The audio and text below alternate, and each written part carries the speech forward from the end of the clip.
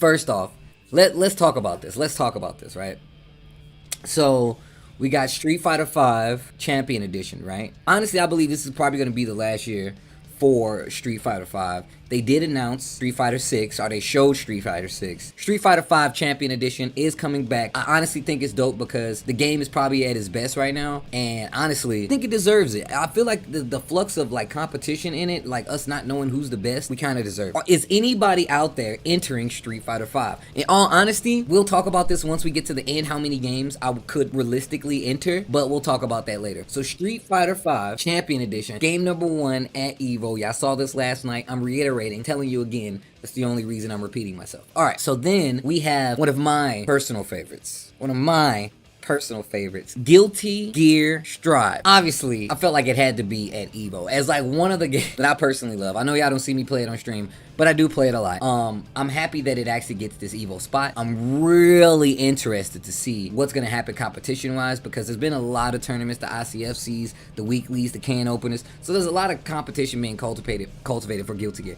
I did enter Guilty Gear at Combo Breaker, and honestly, I do want to enter at EVO, but EVO working, who knows? We'll talk about that later. But honestly, I'm just really happy to see it, because that means we're gonna get a lot of international competition at this point. Like Latif just won a ARC event over in his region. I feel like they're gonna have the upcoming the ARC Revo coming up for US at the end of the month here, maybe this upcoming weekend. So honestly, if it deserves to be here at this point, and I want to see what happens, because we still got plenty of characters DLC wise.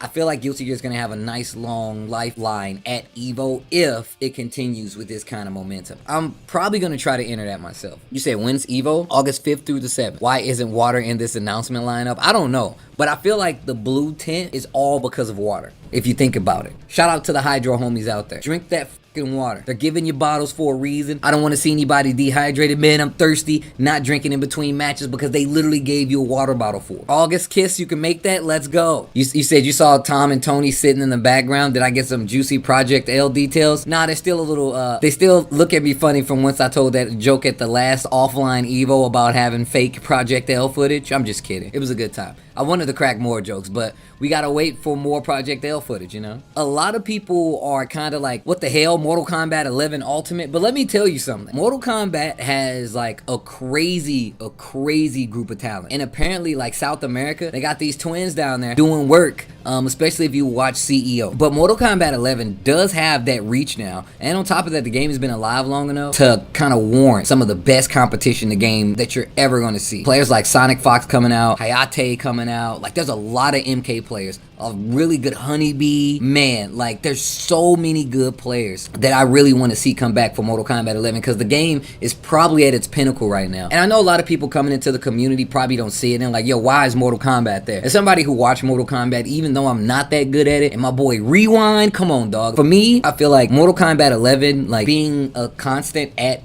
EVO, or having an NRS game a constant at EVO, really makes sense, especially because of how familiar the systems are and the player base. So I feel like NRS does kind of have its work cut out for them, because every, not year, but I feel like they really need to keep a game updated enough to work and get to this point, and we have it at EVO. Honestly, I'm really happy that Mortal Kombat is back. Another game that I feel like you will get this kind of competition in is Tekken 7. Tekken 7, once again, is a game that a lot of people, dude, I've been seeing people all over the internet say, when's Tekken 8? We need Tekken 8. When is it gonna come?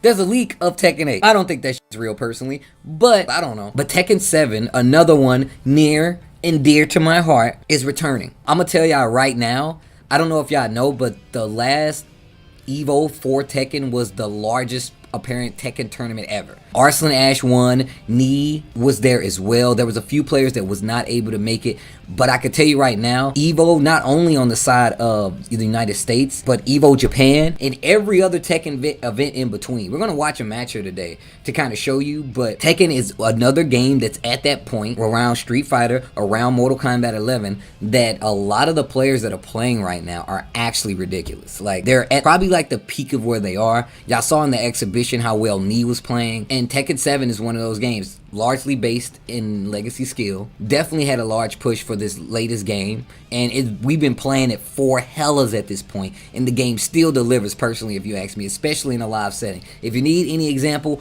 go look at Combo Breaker, in all honesty. You expect Rip's arm to be detached from his body? Y'all just throwing Rip under this Tasty Steve bus, huh? And then, of course, this next one of the new / old kids on the block, KOF 15. If you guys have been watching my stream, you've been watching Nerd Josh's stream, you know I probably played like 9 days of KOF in the past 3 days at this point, because I've been doing nothing but playing with Nerd Josh, offline matches. But I'm going to tell you guys something. For those who don't understand, KOF is an international game. Every region has KOF players that are dedicated more than most people who play video games, because KOF, believe it or not, for some people who don't know the world of fighting games, that's a legacy game.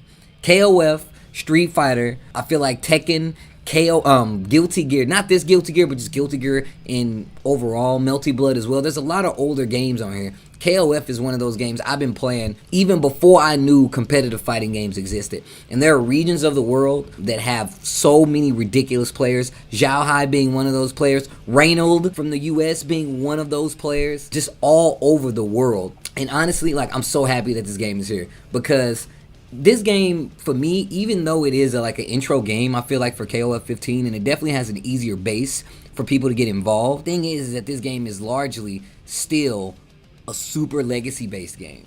And a lot of the players that have played all the other versions of KOF have already shown interest and have been playing the fuck out of this game. So with that being said, you know what's going to happen. The last time we were seeing KOF 15 for KOF in general, it was super hype. KOF 14, I can tell you right now, I didn't play as much. I'm pretty sure I've already played KOF 15 more than I've played KOF 14 ever. So that lets you know just how good it is. The next game, Melty Blood Type Lumina, a new entry in the Melty Blood series. They were just talking about this. I know Majin Obama is happy about this, but I'm happy that Melty Blood is actually making it. I remember a day where, you know, they had Melty Blood tournaments being played in bathrooms. Melty Blood being included in EVO is actually ridiculously cool. For those who don't know, it is definitely like one of those anime games that comes from a smaller niche community, but having a newer game, especially with time for people to play it, understand it, being out there, is actually really good. I'm really interested to see how the player base is going to come out to support the game, because they definitely have a dedicated base, but there are a lot of sleeper players out there in this game that are very, very strong. And I'm definitely going to do some research before I get to EVO, regardless of if I'm even touching the game anymore, because I want to see what kind of players I'm going to expect to come and show up for Melty Blood. But if you guys know anybody, if you even remember anybody or some dope matches, feel free to send them my way, because honestly, I want to see who I should be looking at for Melty Blood. As a commentator, it's kind of my duty, regardless if I talk about the game or not. It's professional standard, alright? But Melty Blood is another game I will be looking at. I'm excited for Melty Blood. Another game that I'm excited about is Dragon Ball FighterZ. Community, I feel like, has definitely had its ups and downs with the game, especially because it doesn't have rollback. So having to play online really is kind of like a bummer.